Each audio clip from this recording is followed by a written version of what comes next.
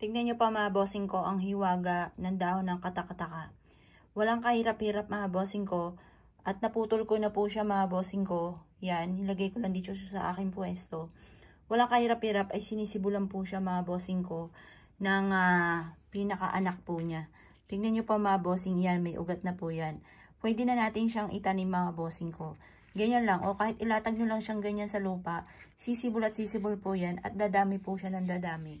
Alam niyo po ba mga bossing ko na ang katakataka ay isa sa mga pinaka maswerte, lalo-lalo na kung narinig niyo po ito sa pag-aaral, iipit niyo ang katakataka sa inyong libro kung saan ang pinakamahirap na subject na nahihirapan ka or kaya ang inyong anak ay nahihirapan, iipit nyo itong katakataka at ito po ay tutulungan ang inyo pong anak or kayo po para kayo po ay maging matalino sa subject na nahihirapan ka.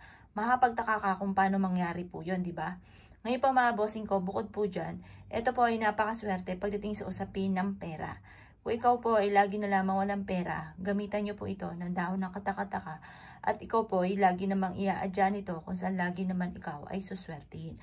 Magtataka ka dahil tignan nyo po mga bossing ko, iyan po ay walang katapusan ng pagsibol dyan mga bossing. Bukod po dyan mga bossing ko sa dahon na ito, lalagpak po yan, kagaya po nito, at yan po mga bossing ko ay dadami na ng dadami. Kahit hindi nyo po siya alagaan mga bossing ko, yan po ay hindi nyo mapipigil ang pagdami po nito. Kahit ugat na nga lang po natitira po dito, magdudulot po ito ng marami pang anak mga bossing. Pero sa panahon ngayon ay bihira na po nagkakaroon ng ganito. Kaya once meron kang ganyan, alagaan nyo po siya at padamihin. Kagaya ko po mga bossing ko, ako'y nagpadami nito at totoo namang napakaswerte. Maraming benepisyon dulot mga bossing.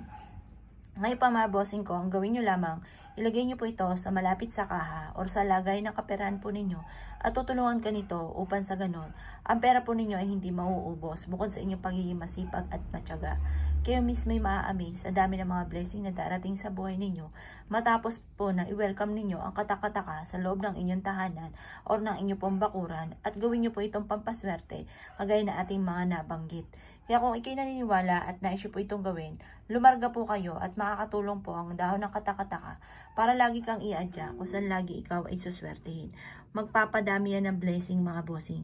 Nakita niyo po ba ito? Ma-amaze ka dahil kagaya nitong aking pinapakitang ito, kahit ito po mga bossing ko ay pinutol ko na sa mismo puno, siya po mga bossing ko sinisibulan pa rin at lumaki pa rin siya ng sobra.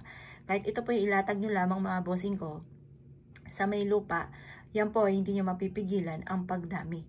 Inihaling tulad ito sa swerte na darating sa buhay ninyo.